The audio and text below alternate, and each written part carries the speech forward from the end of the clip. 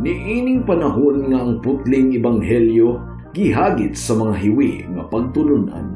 Kinahanglan mubarog ang mga tinunan ni Kristo sa pagpakigbisog sa paglaban sa pagtuo nga makausa ug alang sa tanang panahon gihatag sa Dios ngadto sa iyang katawhan. Maoy hinungdan nga namugna kining tulumanon ang putling ebanghelyo. 30 minutos nga pagsabwag sa tinuod nga ebanghelyo kauban ni Pastor Jeremias Hangad.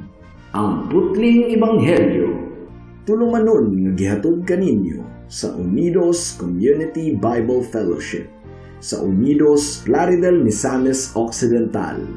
Ang putling ebanghelyo, ang putling ebanghelyo, ang putling ebanghelyo.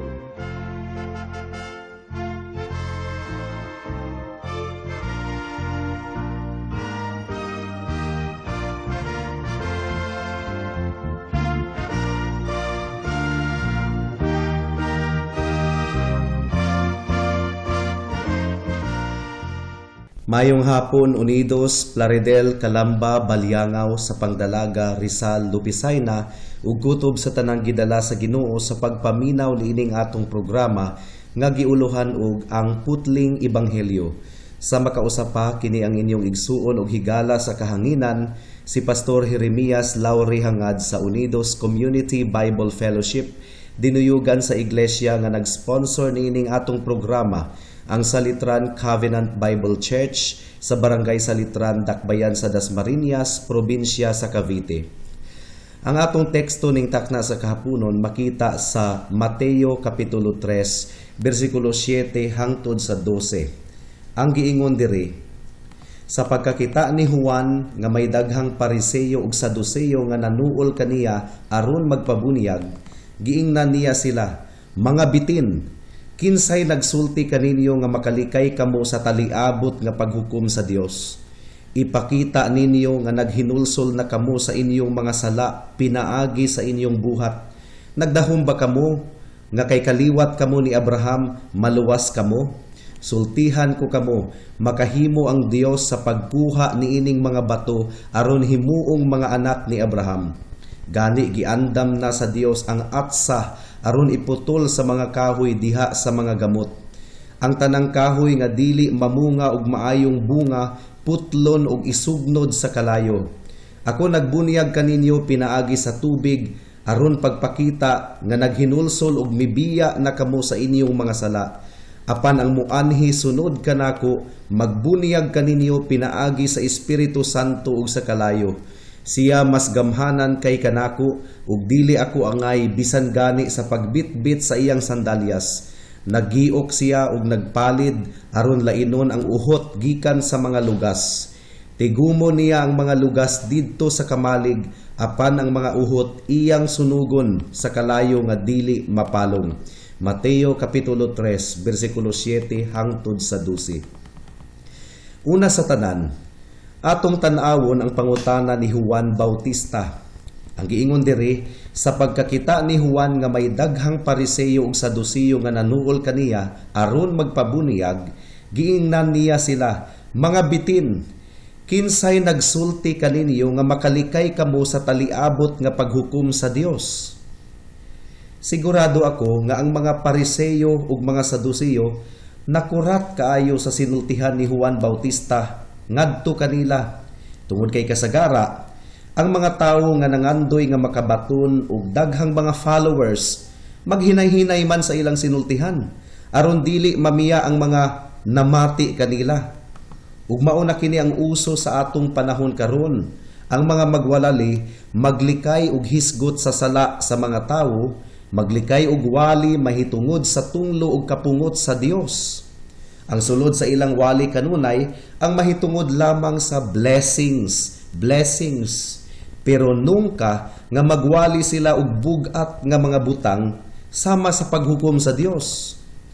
Apan dili susama si Juan Bautista sa mga nagpasikat nga mga magwalali. Niadtong miduol kaniya ang mga Pariseyo nga mga relihiyosong tawo nga nagsunod gayud sa tanang mga detalye sa ritual sa pagsimba, nga hugot kaayong nagtuo mahitungod sa pagkabanhaw sa kalag human sa kamatayon ug nagtuo usab nga adunay mga anghel ug mga espiritu ug labaw sa tanan nagtuo sa tanang nahasulat sa Biblia ug sa tanang mga tradisyon sa ilang mga katigwangan. Nga makaingon ta nga kun dunay pinakamataro nga mga tawo sa tibuok kalibutan, mga Pariseyo na kana sila. Nagtuo ko nga sa pagkadungog nila sa bugat nga mga pulong ni Juan Bautista bato kanila nga nakuratan gayud sila niadtong gisultihan sila ni Juan mahitungod sa kapungot ug tunglo sa Dios nga anaa usab kanila sama sa ubang mga tawo. Ang ilang gipanghinambog nga mga sutana nga ilang gipangsuot dili di ay makapa-exempted kanila gikan sa tunglo nga taliabot. Apan dili lang ang mga Pariseyo ang nakurat sa bugat nga sinultihan ni Juan Bautista, kundili ang mga Saduseyo usab. Now kinsa maning mga Saduseyo? Mga relihiyoso usab kini sila, pero mga liberal. Wala sila nagtuo sa mga tradisyon ug mga seremonyas.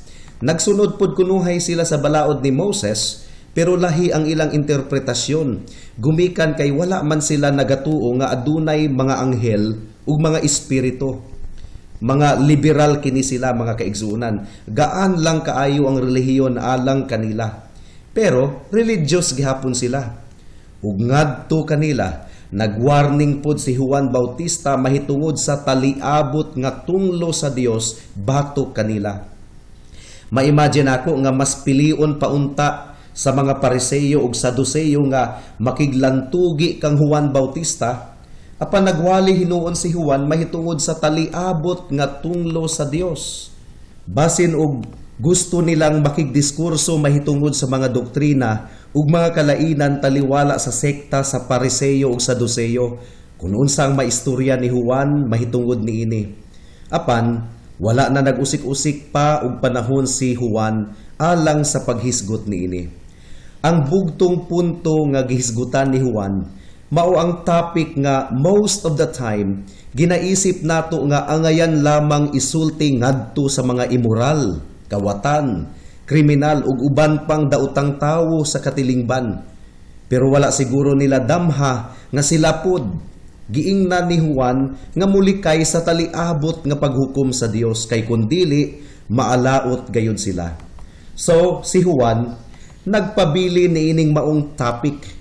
Giandam na niya ang atsa aron iputol sa gamot sa mga kahoy o gipasidaan niya ang mga tigpakaaron ingnon nga mga relihiyoso nga mulikay sa tunglo sa Dios alang sa ilang kinabuhi, or else walay kalainan ang ilang dangatan sa ubang mga daotang tawo. Dili kini mao ang estilo sa pagwali nga ganahang paminawon sa iyang mga tigpaminaw apan wala na kini tagda pa ni Juan. Wala siya magwali sa kung unsay gusto sa mga tawo nga iyang iwali, kundili iyang gilitok ang tinuod nga bugat nga pulong sa Dios nga sa pagkatinuod lang mao ang ikaayo kanila. Mao nga nagwali si Juan una sa tanan mahitungod sa tunglo ug kapungot sa Dios. Ug ikaduha, nagwali siya mahitungod sa pamaagi nga makalikay gikan ni anang maong tunglo. So kuning duha mao ang pagahisgutan nato ning takna sa kahaponon. Una, mga kahigalaan, pamalandungan nato ang dako kaayong pagkaalaot nga mudangat sa mga tawo nga dili makalikay sa tunglo ug paghukom sa Dios. Mao kini ang tunglo sa Dios nga magpabilin sa matag tawo nga daotan. Sumala sa giingon sa Biblia, ganahan man ang mga tawo niini nga kamatuoran o dili. Klaro kaayo ang giingon sa Salmo kapitulo 7 bersikulo 11 nga ang Dios nasuko sa mga daotan kada adlaw. Ug ang giingon sa Juan kapitulo 3 bersikulo 18 nga ang tanan nga motuo sa anak dili silutan. Apan kadtong dili motuo kaniya gisilutan na kay wala man siya motuo sa bugtong anak sa Dios. Ug dugang pa ang Juan kapitulo 3 bersikulo 36 nagaingon, apan ang dili motuo sa anak dili makabaton sa kinabuhing dayon, magpabilin hinuon kaniya ang kapungot sa Dios hangtod sa kahangturan. Apan kini nga tunglo temporaryo pa kini nga suspendido karon. Ug mao ni ang hinungdan nganong ang mga tawo wala naghatag og pagtagad sa tunglo sa Dios karon o sa tunglo sa Dios sa taliabot. Apan hinaot nga makita ninyo nga dili kini magpabiling suspendido hangtod sa kahangturan. Moabot ra gayud kini ugma damlag, una sa adlaw sa kamatayon ug sa kinatibuk-an niini sa adlaw sa paghukom. Ug inigbubo sa Ginoo sa iyang kapungot sa adlaw sa paghukom, magpabili na gayud kini hangtod sa kahangturan. Mao kini ang tunglo nga gihisgutan ni Juan Bautista ug mauusab kini ang atong pamalandungan karon. Ang una nakong maistorya mahitungod ni ining taliabot nga tunglo, mao nga kini makatarunganon lamang gayud ug gikinahanglan kaayo. Kay ngano man, kung dunay Dios, dili siya makatugot nga ang sala mulabay lamang nga dili masilutan. Kung Dios gayud siya ug maghuhukom sa tibuok kalibutan, kinahanglan nga aduna siya'y hilabihang pagdumot sa tanang pagkadautan. Imposible nga pareho lang ang iyang pagtan-aw ug pagtagad sa mga bakakon ug sa dili bakakon, sa maulagon ug sa putli, sa palahubog ug sa dili palahubog, sa hakog ug sa manggihinatagon. Kanang maong matang sa Dios angayan lamang nga tamihiran sa mga katawhan. Apan ang tinuod nga Dios, mga kahigalaan, kung nasabtan gayud nato kung unsa siya, tinuod gayud nga nagdumot siya sa sala. Dulumtanan gayud kaayo ang tanang pagkadautan sa iyang putli ug balaan nga pagka-Dios. Kung kikinahanglan nga adunay mga balaod nga nagdumala sa iyang mga binuhat, gikinahanglan usab nga ang sala kinahanglang silutan. Ug ang tanang paglapas ug pagsupak adunay makatarunganon nga silot. Unsa may giingon sa Mateo kapitulo 12 bersikulo 36. Ang giingon dire, sa matag pulo nga dautan nga gilitok sa mga tawo, manubag sila niini sa adlaw sa paghukom. Ug sa matag buhat nga dautan, kinahanglang mubarog sila sa korte sa langit aron manubag niini. Ayaw ninyo hunahuna mga kahigalaan nga kung maghisgot kita mahitungod sa tunglo sa Dios, ginalarawan nato ang Dios ingon nga diktador ug abusadong pangulo. No. Natural lamang ang iyang pagsilot sa sala gumikan sa iyang pagkabalaan nga nagdumot sa sala. For example, kung mo inom ka og hilo, makamatay ka na. O kung mo pasulabi ka sa imong paghubog-hubog, o nagpasulabi ka sa tambok ug mantikaon nga mga pagkaon, o nagpasulabi ka sa imong pagkahugawan, sigurado gayud nga magsakit ka. Ingon ini usab ang sala. Mo resulta gayud kini sa tunglo sa Dios batok kanimo. Imposibleng dili kini mahitabo. Gipamulong na kini sa Dios. Ang iyang giingon, ang langit ug yuta mahanaw apan walay bisag usa ka kudlit sa balaod sa Dios nga mulabay hangtod nga dili kini matuman. Ug usa ka bahin ni ana nga balaod mao nga gi-require niini nga pagasilutan gayud sa Dios ang tanang kasalaanan ug kalapasan ug kahiwian. Ug kun karon sa bubong panahon, gipostpone pa sa Dios ang pagbubo sa kinatibuk-an niyang kasuko. Naghangyo ako kaninyo mga kahigalaan nga dili ninyo baliwalaon ug ipakagaan ang tunglo ug paghukom sa Dios. Kung mas dugay nga gipugngan sa Dios ang iyang kapungot, mas kusog na hinuon ang pagbundak niini kun ibubo na niya kini sa kalibutan. Ang pagpakasala batok sa pagpasensya ug pag-anto sa gamhanang Dios mao ang pagpangulitawo sa makalilisang nga pagpanimalo sa Dios. Mas grabe ang pag-insulto ninyo sa Dios. Karong nasayod kamo nga nagtan-aw ang Dios sa inyong pagpakasala samtang naglingkod siya sa iyang trono apan nagpadayon gihapon ikaw sa pagpakasala. Kung panimaslan ka na sa Dios, wala na jud kay mahimo. Karon, pwede ka pang makahinulsol. Duna ka pa'y mahimo karon tungod kay sa iyang dakong gugma, gipugngan pa niya ang iyang pagbubo sa kinatibuk-an niyang tunglo. Ang giingon sa Salmo 103 bersikulo 8, dili daling masuko ang Dios ug dato siya sa kaluoy. Apan susama sa dakong dam, nga nagpugong sa daghang tubig sa suba. Kung mahugno na gani kini sa kabugat na sa tubig, maanod gayod ang mga kabalayan sa dakong baha nga mamugna niini. Higala, dugay na kaayong nagpasensya ang Dios kanimo. Ang uban 70 ka tuig, ang uban 60 o 50. Pero kung mudangat na kaninyo ang tunglo sa Dios, kay nahurot na ang iyang pasensya, maalaot gayod kamo. Ayaw ipakagaan ang pagpasensya sa Dios. Duol kaniya alang sa imong kaluwasan, pinaagi kang Kristo. Na ako'y nadunggan ni adtong 1990s, nga imposible na kunong mubalik ang Dios alang sa paghukom. Tungod kay sa una ra kuno kining ginawali. Hangtod karon, wala pa man mahitabo. Naniguwang na lang kuno siya. Apan mga kahigalaan, dili tungod kay nadilatar kini sa atong pagtan-aw, nagpasabot kini nga dili na gayod kini mahitabo. Giinat lang sa Dios ang iyang pasensya ug magpasalamat kita kaniya gumikan niini. Tungod kay naghatag pa siya og duga nga chance sa mga katawhan nga maghinulsol ug mudangop kang Hesus. Unsa man ang mahitabo kung ibubo na sa Dios ang iyang kapungot?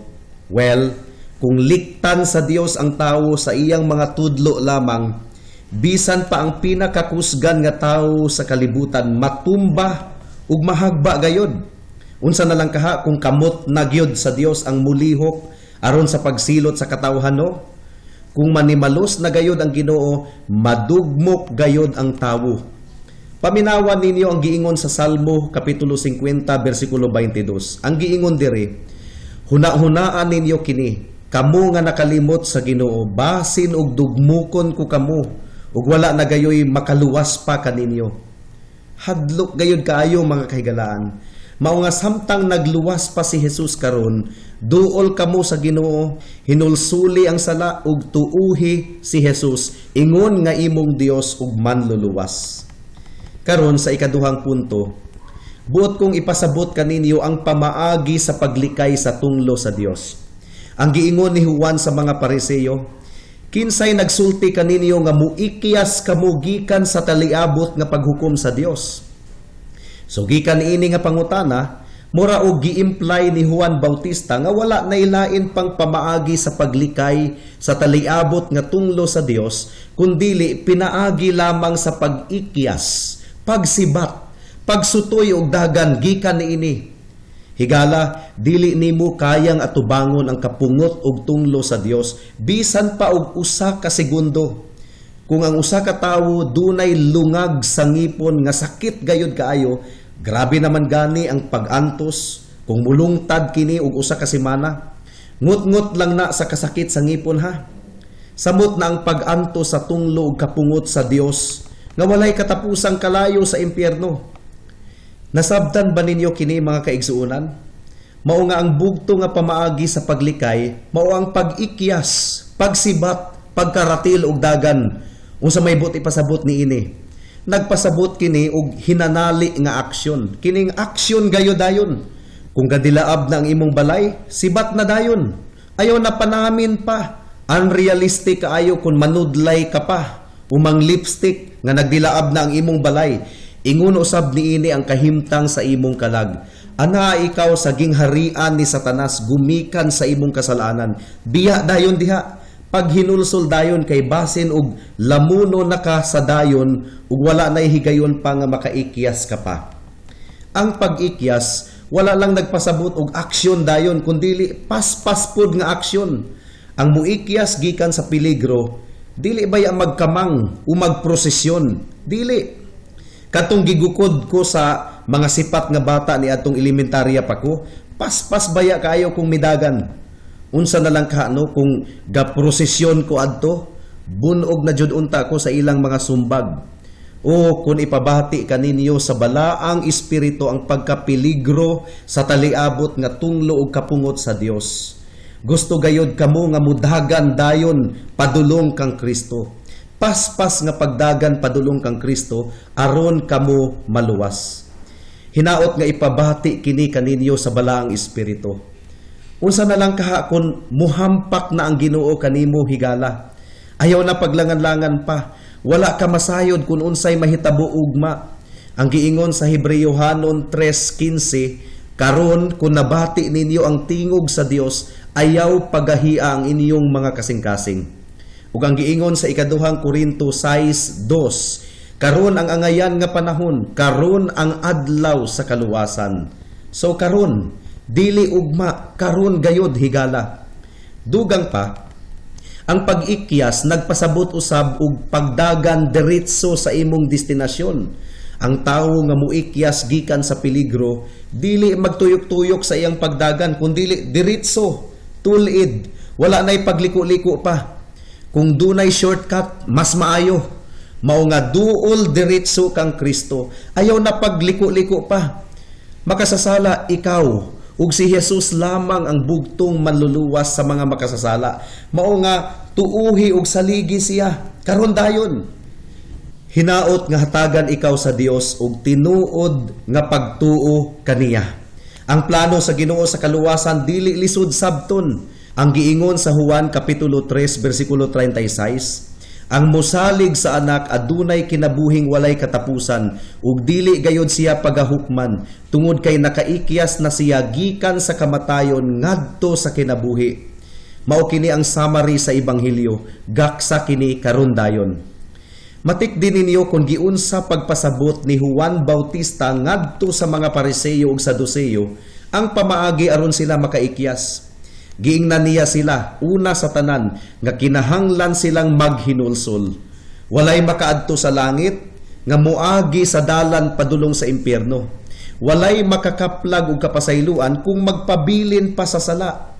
Hinumdumi Mr. Palahubog nga dili gayud ikaw mapasaylo sa sala sa pagkapalahubog kung magpadayon ikaw sa paghubog-hubog. Ayaw pagdahom Mr. Tigpanapaw o Mr. Kawatan o Mr. Bakakon nga mapasaylo ikaw kung magpadayon ikaw sa dautan mong binuhatan. Ang paghinulsol mao ang pamaagi sa pag-ikyas sa tunglo sa Dios. Kinahanglang adunay paghinulsol o kini nga paghinulsol kinahanglan nga praktikal. Adunay makitang ebidensya. Tanawan ninyo kung giunsa kini pagpasabot ni Juan Bautista sa Mateo 3:8. Ang giingon diri, ipakita ninyo nga naghinulsol na kamo sa inyong mga sala pinaagi sa inyong buhat. So, kinahanglang adunay ebidensya. Kinahanglang bulagan nimo ang sala. Dili pwedeng magpabilin kamong nagkahinigugmaay. Dayon, gidugang pagayod ni Juan Bautista sa pag-ingon ni adtong mga Pariseo ug Saduceo nga kinahanglan nilang buhian ang sipyat nga paglaom nga dugay na nilang gikuptan. Ang giingon sa Mateo 3:9, nagdahom ba kamo nga kay kaliwat kamo ni Abraham maluwas kamo? Sultihan ko kamo, makahimo ang Dios pagkuha niining mga bato aron himuong mga anak ni Abraham. Kadtong mga Pariseo nagtuo nga dinabali kung magpakaron ingnon mi. Si Abraham bitaw ang among amahan.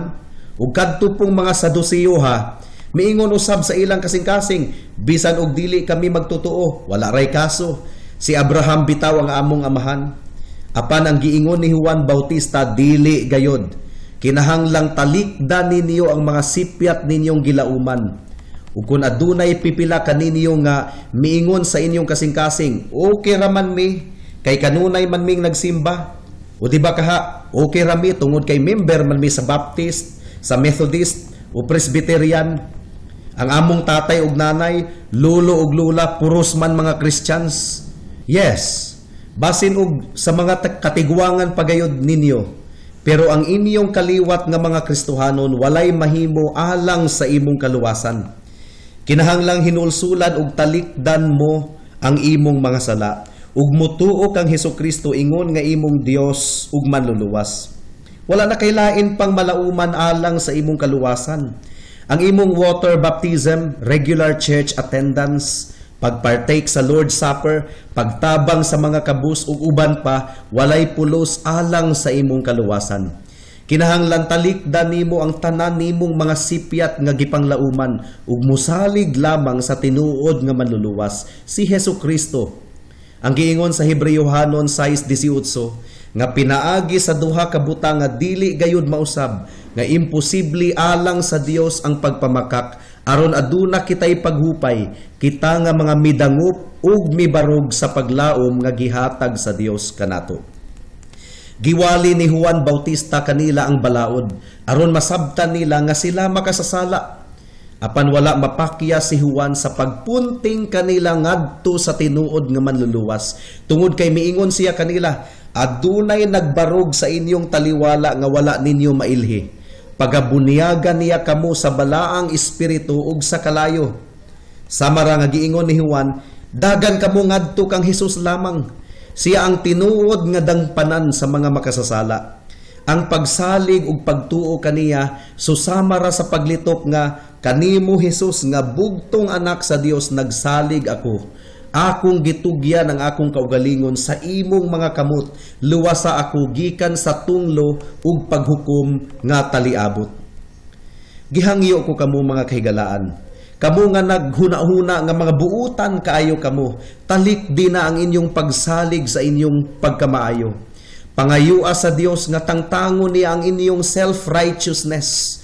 Ang pagkamatarong lamang ni Jesus, ang pagkamatarong nga imong gikinahanglan aron ikaw ipakawalay sala at tubangan sa Dios. Unsaon man kita sa pagluwas ni Kristo gikan sa tunglo nga umaabot, ang tubag, iyang gitugyan ang iyang kaugalingon isip kapuli alang kanato. Siya ang gipakamakasasala sa Dios alang kanato. Iyang giantos ang tanang silot sa sala didto sa krus sa Kalbaryo. Nabayran niya sa kinatibuk-an gayod ang tanang silot sa sala pinaagi sa iyang dugo. Si Jesus ang midawat sa tanang tunglo sa Dios alang sa iyang mga katawhan aron kita makalikay sa taliabot nga tunglo. Nagtuo ko sa una nga kung akong isulti sa mga tao kining kahibulungan nga balita mahitungod sa libre nga grasya sa kaluwasan nga mutuo ang tanang makapamati niini. Apan nadiskubrihan nako nga gahi gayud di ay kayo ang kasing-kasing sa mga tao nga mas pilion pa niya nga maalaot kaysa maluwas pinaagi sa grasya ni Kristo. Well, ning takna sa kahaponon kinahanglan usab nga mupili kamo alang sa inyong kaugalingon. Musalig ba kamo sa grasya sa Dios o musalig mo sa inyong kaugalingong pagkamatarong? Kung unsa man ang inyong pilion, nagtuo ko nga dili na ako mabasol niini. Tungod kay gibuhat na nako ang tanan aron lamang kamo madala ngadto sa tiilan sa atong Ginoong Hesukristo. Mausahay, mahadlok ako maghunahuna kung paninglan na ako sa Dios mahitungod sa ginatos o libo-libong mga tao nga naminaw sa akong tingog diri sa kahanginan. What if ang akong agalon moingon kanako sa katapusan, giulog-ulogan mo sila, Jeremiah? Nagpadala ka sa dikta sa panahon, wala ka magwali sa karaang ebanghelyo, wala ka maghisgot mahitungod sa impyerno ug sa paghukom ug sa paghugas pinaagi sa akong dugo. Apan confident akong mutubag nga, Lord, dili gayud ka na nimo maistorya kanako. Sa tanan akong mga kakulangon, kapakiyasan ug kahuyangon, naningkamot gayud ako nga imantala ang imong kamatuoran ngadto sa mga katawhan. Mao nga sa akong mga tigpaminaw, dili na ako paninglan pa sa Dios alang kaninyo. Kung adunay usa kaninyo nga mubalibad ug musalikway kang Kristo, wala na ako'y tulubagon pa alang sa tunglo nga inyong masinatian sa adlaw sa paghukom. Kamo na ang mag-igo kung gusto ninyong mag-suicide sa inyong kalag. Apan wala na ako'y kalabutan pa niana. Sa pagkakaron, magpadayon gihapon ako sa paghangyo kaninyo, ikiyas gikan sa taliabot nga tunglo ug paghukom sa Dios. Ikiyas pinaagi sa pagbiya sa inyong kasalanan ug sa pagsalig kang Hesus ingon nga inyong manluluwas. Ug buhata kini karon dayon, karon mismong taknaa, tungod kay basin ug wala na kamoy higayon pa sa pagbuhat niini unya o ugma. Hinaot nga ang Dios sa iyang walay katapusang kaluoy, maghatag kaninyo sa grasya aron kamo makatuo ug makasalig kang Hesus. Amen ug amen. Hangtod dinhi na lang kita taman sa atong pagtuon karong taknaa tungod kay wala na kitay oras pa. Sa makausap pa, giimbitar ko kamo sa pagtambong sa atong panimbahon ugmang adlaw, adlawng Domingo, adlaw nga igpapahulay, alas 2 sa hapon sa panimalay ni Winstro hangad sa Unidos. Daghang salamat. Alang sa dugang nga mga pangutana, mahimong mo text kang Pastor Jeremias hangad sa 0935 744 3030.